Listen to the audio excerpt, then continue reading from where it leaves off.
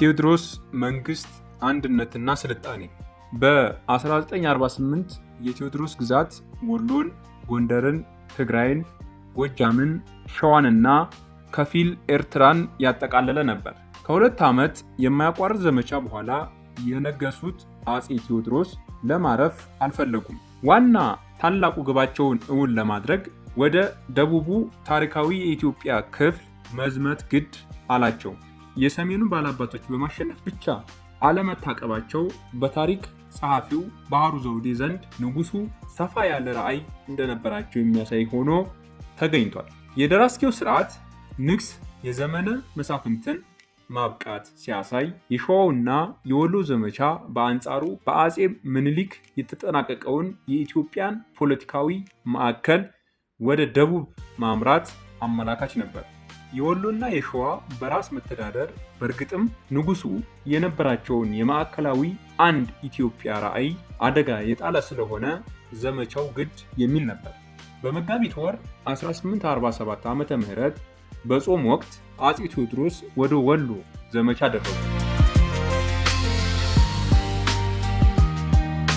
ምንም እንኳ ይህን ዘመቻ ወሎ ውስጥ ይገኙ የነበሩት 7 ጎሳዎች ተባብረው ለማሸነፍ ቢሞክሩም የቴዎድሮስ ሰራዊት በመስከረም 12 ቀን 1848 ዓ.ም መቅደላን በመቆጣጠር ድል አደረጋቸው። መቅደላ ከዚህን ጊዜ ጀምሮ የአጼ ቴዎድሮስ የመንግስት ማዕከልና ዋና ምሽግ የሆነ ነው። የወሎ ዋና መሪዎች ከተማረኩ በኋላ አመፅ እንዳያስነሱ በቴዎድሮስ መቅደላ ላይ ታሰሩ። የወሎው ድል ለአጼ ቴዎድሮስ ትልቅ ስልታዊ ጠቀሜታ ነበረው። ምክንያቱም ወደ ሸዋ በሚያደርጉት ዘመቻ የኋላቸው ለጥቃት አይጋለጥምና። ሸዋ በዚህ ወቅት ከዘመነ መሳፍንት ትርምስ የተገላገለ ክፍል ስለነበር ከሰሜኑ ኢትዮጵያ በተለየ መልኩ ሰላም የሰፈነበትና ሀብታም ነበር። ጥቅምት 1848 ላይ በድንገት የአጼ ቴዎድሮስ ሰራዊት ከወሎ ተነስቶ ሸዋ ገባ። የንጉሠ ነገሥቱ ሰራዊት ድንገተኛ አመጣጥ የሸዋን ሰራዊት ስለከፈፈለው በጥቅምት አጋማሽ ላይ በአጼ ቴዎድሮስና ንጉሥ ኃይለ መለኮት ሳህለ ሥላሴ ሰራዊት መካከል በተደረገ ጦርነት የአጼው ጦር የባለ ወርቅ ጦርነት ተብሎ የሚታወቀውን ውጊያ ድል አደረገ።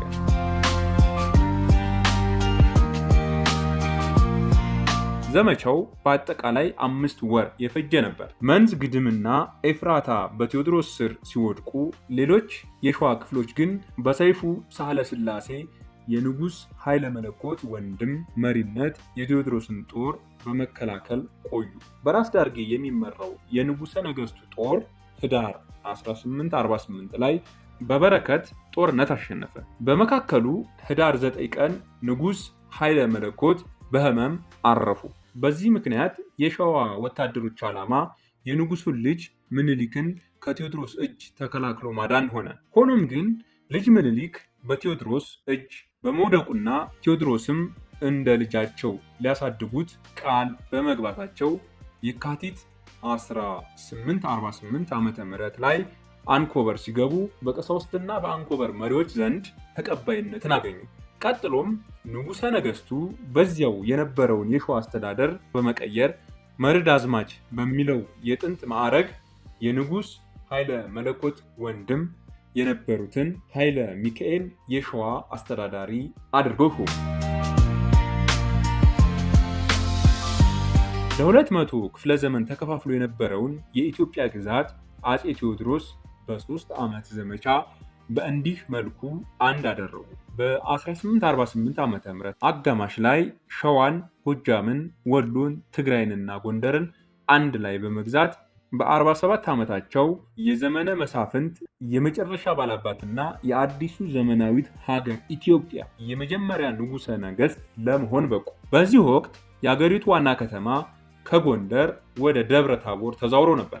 የቴዎድሮስ መነሳት የዘመናዊ ኢትዮጵያ ታሪክ መጀመሪያ ነው። ለዚህም ምክንያቱ የፈጸሟቸው ለውጦች ናቸው። ቋራ በዘመኑ ከሱዳን የማያቋርጥ ውጊያ የሚደረግበትና በዚያ የሚኖረው ሕዝብ ከመካከለኛው መንግስት የሚያገኘው ምንም እርዳታ ስላልነበር ሕዝቡ እጅግ የተሰቃየበት ነበር። ቀሳውስቱም ቢሆን በጎጥ ተከፋፍለው የየራሳቸው ሃይማኖታዊ ስርዓት በመተለም የተዋሕዶ ቤተክርስቲያን ከብዙ ቦታ ለመክፈል የሚገዳደሩበት ዘመን ነበር። የገጠሩም ክፍል በባላባቶች የእርስ በርስ ጦርነት የተሰቃየ ነበር።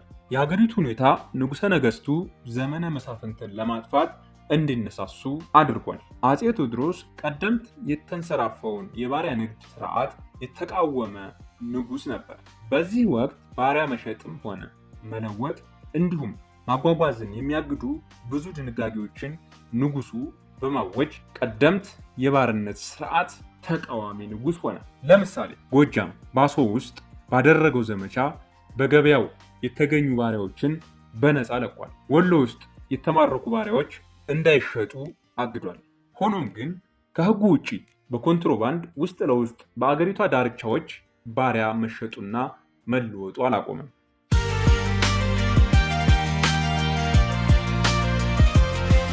የአማርኛ ስነ ጽሑፍ በእኒሁ ንጉሥ ዘመን ማደግና መሻሻል አሳይቷል። ከፍተኛው የመንግስት ሥራ በአማርኛ ይካሄድ ነበር። ዜና መዋዕላቸው በአማርኛ ለመጀመሪያ ጊዜ ያጻፉ ንጉሥም ነበሩ። ከዚህ በፊት በግዕዝ ነበር። ከዚህ በኋላ አማርኛ የአገሪቱ ብሔራዊ ቋንቋ ሆነ። ቴዎድሮስ ከግዕዝ ይልቅ ሰዎች በሚረዱት አማርኛ መጽሐፍ ቅዱስ እንዲተረጎም አደረጉ። የመጀመሪያው የጂኦግራፊ መጽሐፍ በአማርኛ የታተመውም በእኒሁ ንጉሥ ዘመን ነበር። ሕዝቡ ለጋብቻ ከፍተኛ ዋጋ እንዲሰጥም በጣም ጥረት አድርገዋል።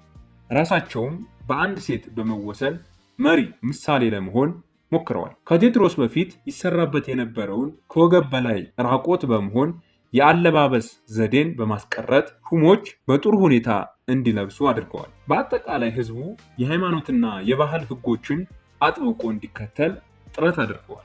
ከአስተዳደር ስልት አንጻር ቀዳማዊ አፄ ኃይለ ሥላሴ እስከፈጸሙት ድረስ የነበረውን አገሪቱን በማዕከላዊ ኃይል የማስተዳደር ስራ ጀምረዋል። በአዲሱ ስርዓት መሰረት የግብርና የፍርድ ባለስልጣናት ከማዕከላዊ መንግስት ደሞዛቸውን እንዲያገኙ ተደረገ። ይህም በየቦታው የነበሩ ባላባቶችን የመፍለጥ የመቁረጥ ኃይል የቀነሰ ተግባር ነበር። የሆነ ሆኖ ንጉሱ የገዢውን መደብ ሙሉ በሙሉ አልቀየሩም። አንዳንድ ተገዢዎች በነበሩበት እንዲቀጥሉ አድርገዋል። ለምሳሌ የትግራይ ገዥ የነበሩት ደጅ አዝማች ካሳ ምርጫን በትግራይ ሾሙ። እንዲሁም የንጉሥ ሳህለ ሥላሴ ዘር የሆኑትን ኃይለ ሚካኤልን በመሾም በየቦታው የነበሩትን የኃይል ማዕከላት እንዲጸኑ አድርገዋል። በዘመነ መሳፍንት እንኳ ሳይቀር ጠንካራ ባላባቶች ለንጉሳዊው ስልጣን የመገዛት ባህሪ ያሳዩ ነበር። ሰራዊቱ በፖለቲካ ውስጥ ባለው መሰረታዊ ተጽዕኖ ምክንያት ንጉሥ ቴዎድሮስ በዚህ ክፍል ላይ ብዙ ትኩረት አድርገዋል። ራሳቸውን ከሰለሞኑ ስርወ መንግስት በመጀመሪያው የአገዛዛቸው ዘመን በማራቃቸው ብቸኛው ወደ ላይ የሚወጣቸው መሰላል የውትድርና ብቃት እንደሆነ ጠንቅቀው ተረዱ።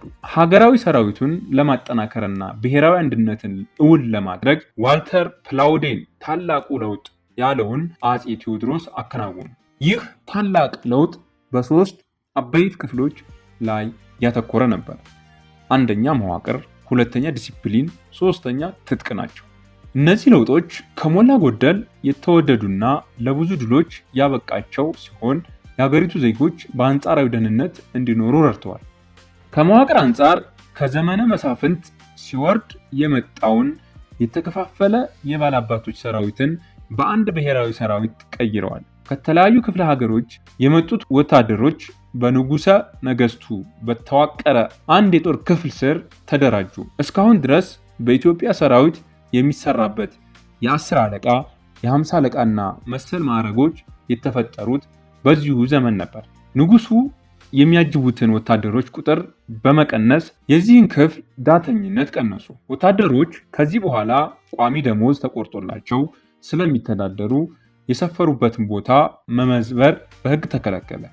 በፊውዳሉ ስርዓት ወታደሮች በረገጡበት ቦታ ያሉ ገበሬዎች ምግብና መኝታ እንዲያቀርቡ ይገደዱ ነበር። ይህ ሁኔታ በንጉሠ ነገሥቱ አጥብቆ የተከለከለ ነው። ይህም በሚያሳይ መልኩ ለምሳሌ አንድ ገበሬ የ12 ጫጩት እናት የሆነችን ዶሮ እንዲያርድ በንጉሱ ወታደር ይገደዳል። ድርጊቱ ንጉሱ ድረስ ቀርቦ በዳኝነት ከታየ በኋላ ወታደሩ በሞት ሲቀጣ ገበሬው ላም ተሰጥቶት እንዲሄድ ተደረገ። በዚህ ዘመን ወታደሮች ቀለብ የሚባል ገቢ ከንጉሱ የሚሰፈርላቸው ሲሆን ከዚህ ውጪ ማንም ገበሬውን ያስገደደ ወታደር ከፍተኛ ቅጣት ይቀጣ ነበር። ንጉሱ በሰራዊቱ ዘንድ እንደ ብረት የጠነከረ ዲሲፕሊን ለማቋቋም ሞክረዋል። ለምሳሌ ወደ ወሎ ባደረጉት ዘመቻ ያለ ትዕዛዝ ጦርነት የሚገቡ ወታደሮች ያለ ርህራሄ ይገደሉ ነበር። በሸዋው ዘመቻ እርስ በርስ ሽኩቻ ያሳዩ ወታደሮች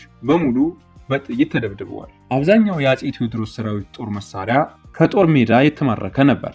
ቆይተው ግን ከአውሮፓ ቴክኖሎጂ በማስመጣት በኢትዮጵያ ምድር ላይ የመሳሪያ ማምረቻ ለማቋቋም ሞክረዋል።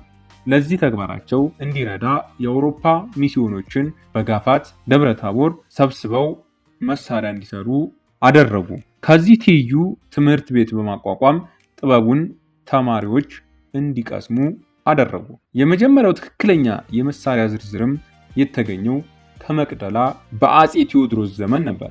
15 መድፎች፣ 7 አዳፍኔዎች፣ 63 ጠመንጃዎች፣ 875 ሽጉጦች፣ 481 ሳንጃዎችና ጥይቶች ነበሩ።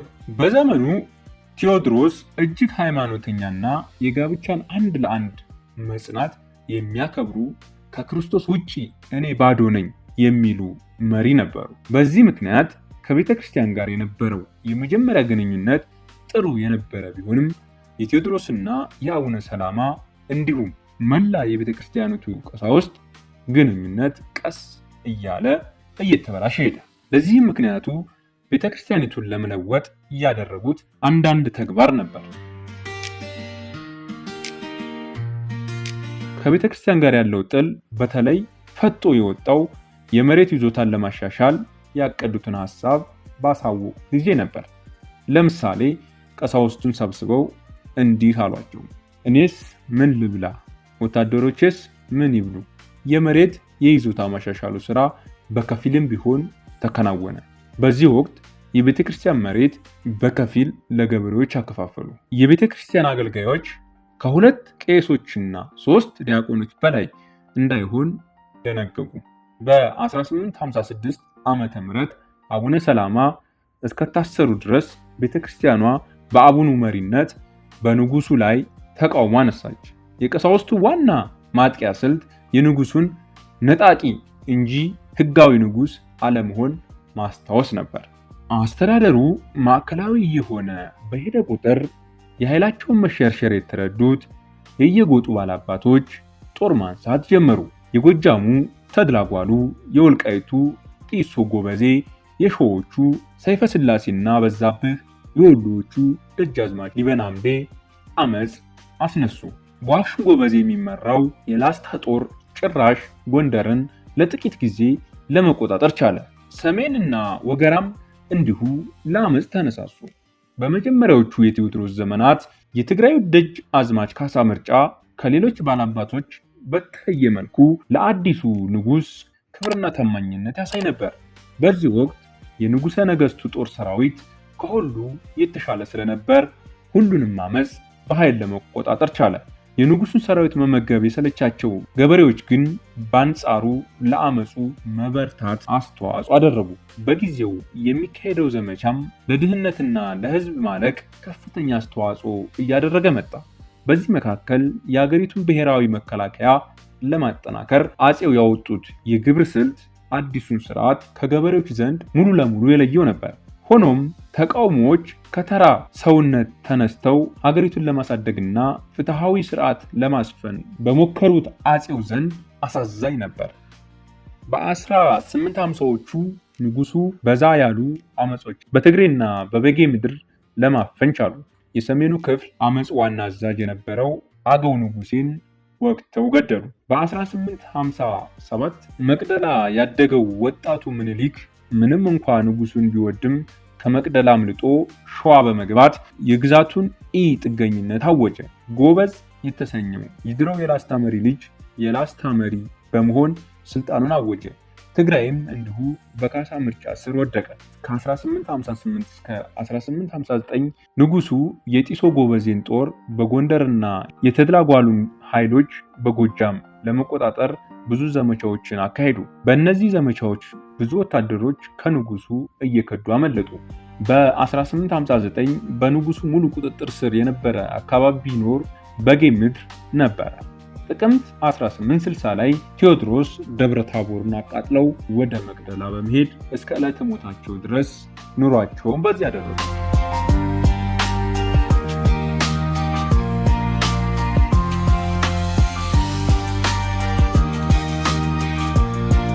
ውድ ተከታዮቻችን በቀጣዩ ክፍል የአፄ ቴዎድሮስ መጨረሻና የኢትዮጵያ ዕጣ ፋንታ ምን እንደነበር ይዘን እንመጣለን። እስከዚያው ቸር እንሰንብት።